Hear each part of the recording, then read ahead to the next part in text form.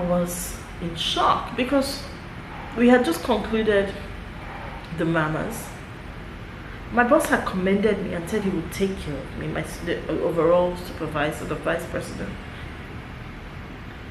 I was doing a good job. Everyone knew from day one I was pregnant. It wasn't a hidden thing for me. I never hid it from them. So what went wrong? I began to think back about how this supervisor who had claimed he was going to negotiate for me was always asking me, why are you always going for antenatal and not coming back the whole day? And of course I couldn't tell him, oh, we're doing tests and whatever. I told him, that's how we do it. We do antenatal for the whole day. It takes a whole day, and I'm entitled to it. So I thought, oh, was he trying to get rid of me because I was pregnant? Till to this day, I don't know what the reason was that made them do that, because there was no logical reason and there was no moral justification. People find pregnant woman is wrong, but yeah, there was. So I was out of a job at 6 months. At 7.5 months pregnant, my friend with whom I had moved in kicked me out of the house. She told me, I would like you to move out as soon as possible.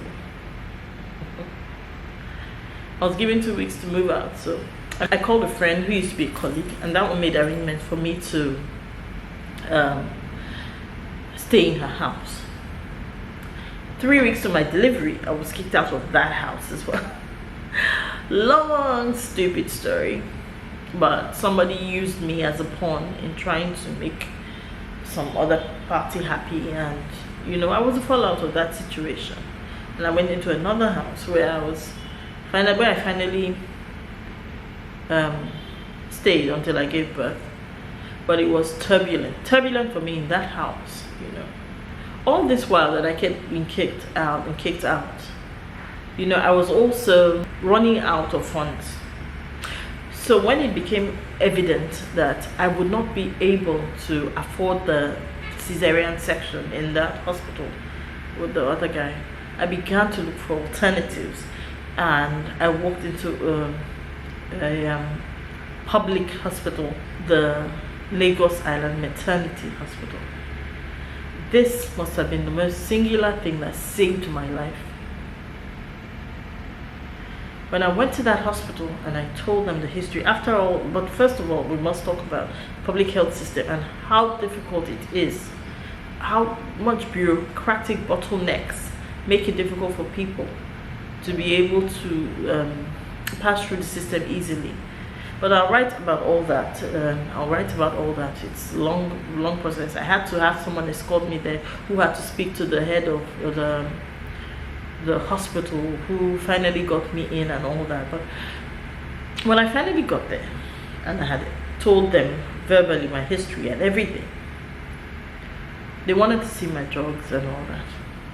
That was when I was told that this previous doctor had been giving me the wrong dose, the wrong drug that was contraindicated for a pregnant woman. In other words, the drug he was giving me was in the wrong dose and wrong dosage. Was the wrong drug and the wrong dosage, and it should not have been given to a pregnant woman. They said, all we can do for you now is your delivery. We can't do this prevention of mother to child transmission anymore because we're not sure. You're way too far gone. So basically I was in God's hands with this pregnancy. I was in God's hands if I expected that my child would not be HIV positive. So anyway, there I was in a public hospital, and I gave birth in a public hospital. And 1 week after I gave birth in a public hospital, I left Lagos to stay with my parents in Benin because it was getting more and more difficult to live with anyone, and people were really, it was hard. It was hard. I stayed in Benin with my parents for 2 years. In those 2 years, I never sought treatment again because of shame, because I was afraid. Because, if I mentioned my surname, people would probably want to know, which surname, which area is that, and they probably tie it to my family, and I didn't want to be the one to bring that shame on them. Plus, I was ashamed of many things, as it is with a lot of people who are living with this condition, and they think that, you know, if they come out or if they seek treatment or whatever, they will be publicly shamed, which is not often a lie. And so a lot of people die with this illness. Luckily for me, 2 years after, and I say luckily because I could have been there forever and died, I came back to Lagos, and I was invited for a job, which is another story entirely. And after 1 year on that horrible job that got me so emotionally distraught, I quit, and I said I was going to take better care of myself. And I began to, oh Lord, I remember that story. I began to look for options for treatment. I fell into some funny hands along the way, but eventually it would take like 3 years after before I finally found the treatment and care, proper treatment and care, that gave me the courage to be able to voice out my story.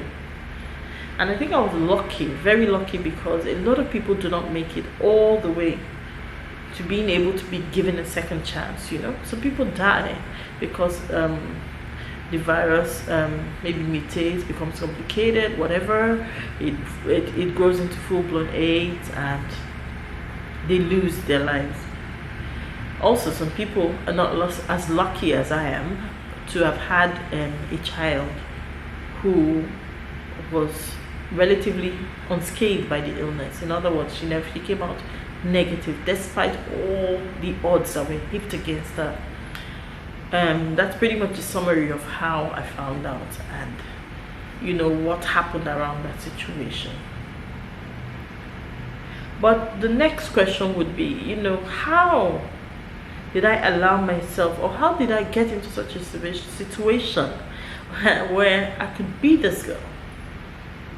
How did this bright, promising young girl grow up into this lady who would be in such a situation that her life's trajectory would lead her not just into losing everything she had before she turned 33, but also becoming HIV positive because of a few decisions she had made along the way?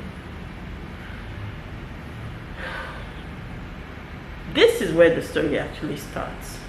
And it starts about 29 years ago, when I was 13. And it starts with a story of sexual abuse by a very close relative.